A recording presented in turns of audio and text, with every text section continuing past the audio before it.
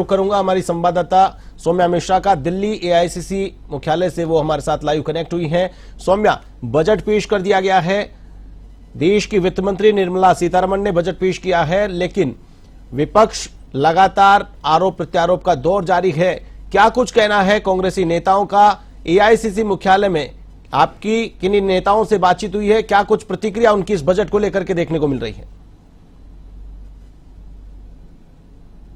जी हाँ, अभी की अगर मैं बात करूं आशीष, तो साफ तौर पे अभी फिलहाल एआईसीसी में जो है मुख्यालय में तो बड़े लीडर्स नहीं है, लेकिन जिस तरह से चहल पहल है और जिस तरह से कहा जा रहा है कि कुछ ऐसी चीजें बजट में पेश की गई है जो कि कांग्रेस के न्याय पत्र से कॉपी की गई है। अब उनमें से कुछ चीजें हैं जैसे कि युवा रोजगार योजना, यानी कि रोजगार की गारंटी जो है वो बीजेपी ने कॉपी की है, ये कहा जा रहा है। कांग्रेस का ये दावा है, उन्होंने ये आरोप लगाया है। जयराम रमेश ने साफ तौर पर ट्वीट करते हुए बात कही है कि युवा के लिए जो रोजगार गारंटी हम न्याय पत्र में लेकर के आए थे वो कॉपी करने का प्रयास कर रहे हैं बीजेपी।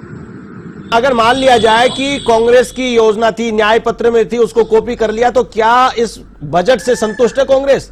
अगर मान लीजिए उन्हीं की योजना थी और इन्होंने इंप्लीमेंट कर लिया बीजेपी ने, तो फिर तो खुश होना चाहिए उनको।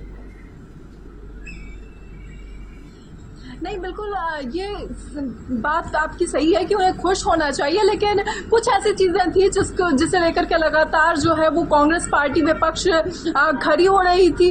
दूसरी ओर उन्होंने कुछ आरोप लगाने भी शुरू किए हैं, क्योंकि पिछले दिनों जिस तरीके से बिहार को स्पेशल राज्य का जो दर्जा मिल रहा था, विशेष राज्य का दर्जा, उसे जो है मना कर दिया गया। साफ तौर पे कहा गया कि विशेष पैकेज मिलेगा, विशेष राज्य का दर्जा नहीं। और उसके बाद जो है अब आज की बात कर ले तो पंजाब में जिस तरह से एक बार भी जिक्र नहीं हुआ, इसे लेकर भी कांग्रेस जो है वो विरोध कर रही है। लगातार कांग्रेस के लीडर्स, बड़े बड़े लीडर्स जो है वो संसद के बाहर विरोध प्रदर्शन कर रहे हैं। संसद के प्रांगण में भी जो है वो इसका विरोध किया जा रहा है।